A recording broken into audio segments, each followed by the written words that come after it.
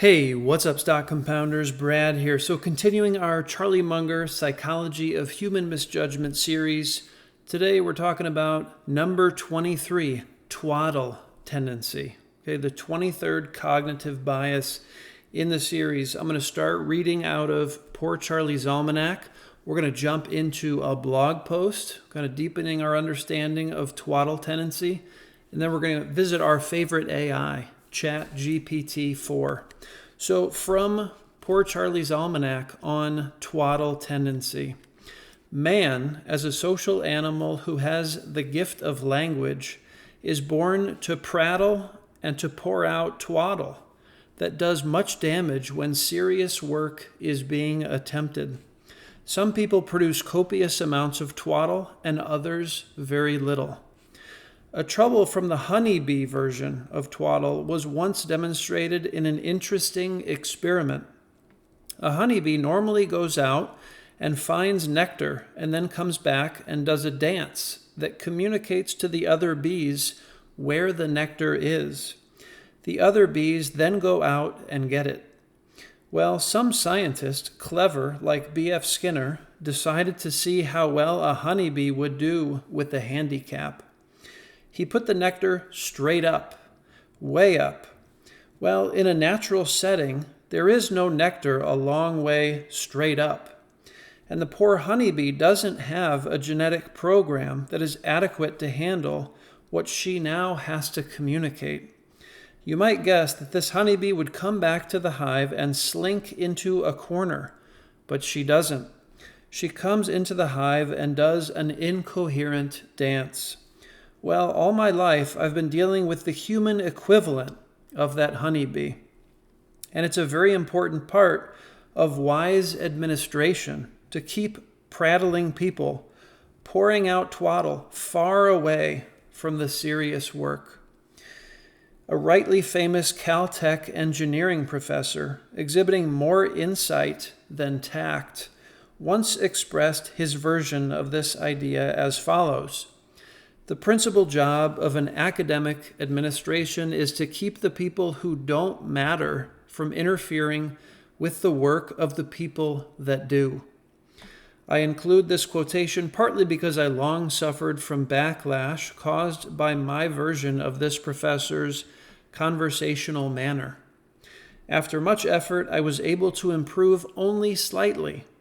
So one of my reasons for supplying the quotation is my hope that, at least in comparison, I will appear tactful. Little humor there from Charlie to round out his discussion of twaddle tendency. Let's jump into this blog post to go a little bit deeper. Open any financial news channel, and often you can find a so-called expert being interviewed on his opinion about the direction of the stock market and the health of the economy. On being asked such macro questions, the answer usually goes something like this. Bubble in commodities is creating an oversupply of interest rates, which means the exchange rate on derivatives will trigger a bubble in monetary policy and deflate the yen. I recommend RBI should liquidate its bitcoins and let the rupee float with interest rates. Okay, pure twaddle. All I see is verbal diarrhea, right? It's completely useless. In most cases, the right and honest answer is, I don't know. But how can experts not know, right? They're being interviewed because they're supposed to know about everything. And even if they don't know, what's Google for? Right? All the facts and figures are a few keystrokes away. So it's a sin to not have an opinion about everything, especially if you're an expert and being compensated, right, for your opinions. The more books I read, the bigger the realization that I don't know is usually the most honest answer. So why do we find it so hard to acknowledge our ignorance? I don't know, right? But it puts the human ego at risk. We want to avoid looking like fools. We want to appear, as an authority figure. We just talked about a tendency related to authority misinfluence. Reminds me of a quote from Plato. Wise men speak because they have something to say. Fools because they have to say something. Okay, that's just a spot-on description of twaddle tendency. And, it's why Charlie, at the Berkshire Hathaway meeting, often after Warren gets done speaking, what does Charlie say? I have nothing to add, right? Because he doesn't see any value to twaddling. Talking silly, trivial, pretentious, just filling the airspace, right? That's really not what Charlie is about. So I'll let you guys continue this if you want to. There's a really funny clip here from Miss Teen USA 2007. A perfect example of twaddle. Let's jump into Chat GPT-4, see what it has to say. So I asked it, define twaddle tendency from Poor Charlie's Almanack, provide examples on how it can mislead, and provide antidotes for how to avoid being misled. Twaddle tendency is a concept mentioned in Poor Charlie's Almanack.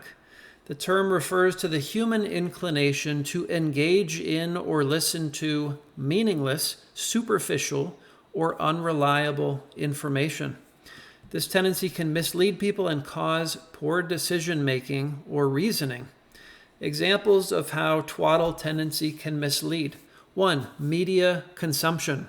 Watching or reading sensationalist news can lead people to form opinions based on exaggerated or unreliable information. Number 2, gossip. Participating in gossip can result in the spread of unverified or false information, potentially causing harm to reputations or relationships.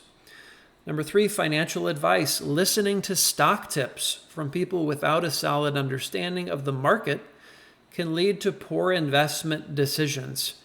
Really, stock tips from anyone, right? Because there's a lot more to investing than just finding a company that's potentially a good investment, right? There's timing, there's conviction, there's kind of how you respond when the stock has major swings in price. So just getting a stock tip is probably not good from anyone, right? Even if they are very deeply knowledgeable, say someone like Buffett. Number 4, groupthink. Following the opinions of others without critically evaluating the facts can result in conformity and poor decision making. Number 5, pseudoscience. Believing in unsupported or untested claims can lead to unnecessary worry, wasted resources, or even harm, right? Seems to be a lot these days that passes for science that's actually pseudoscience. And finally, antidotes to avoid being misled by twaddle tendency. 1, seek reliable sources. Rely on information from reputable sources and experts in the relevant field. Even better, understand it for yourself, right? Rely on first principles thinking. Understand the core principles for how the world works. So you don't have to rely on anyone, expert or otherwise. Number 2, critical thinking. Develop the habit of questioning and analyzing information before accepting it as true. Number 3, limit exposure.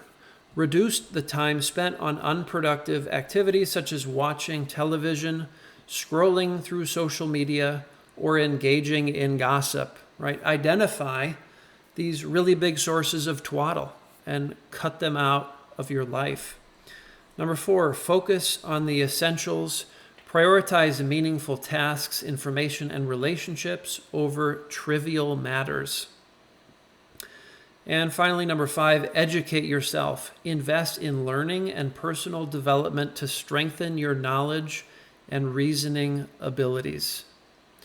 By understanding the twaddle tendency and following these antidotes, you can avoid being misled and make more informed decisions in many aspects of your life. So there you go, guys. Twaddle tendency, from Poor Charlie's Almanack, number 23. We are really in the home stretch here. So thanks for watching, guys, and I will see you all in the next one. Take care.